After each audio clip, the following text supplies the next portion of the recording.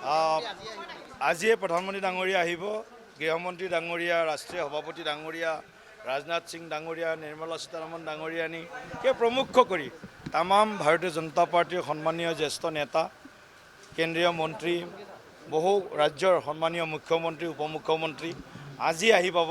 নিশা 12 বজালৈকে 1 বজালৈকে তেখেতসকল আজি গুৱাহাটীত পাবহি। কাইলৈ নীতিন গাডকাৰী ডাঙৰীয়া কাইলৈ ৰাতিপুৱা আহিব। এনেকৈ 2-4জন কাইলৈ ৰাতিপুৱা আহিব।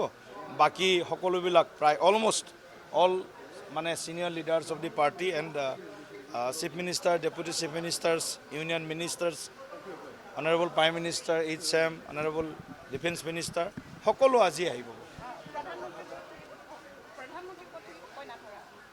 চাওঁ, কথাটো পাতি চলি আছে।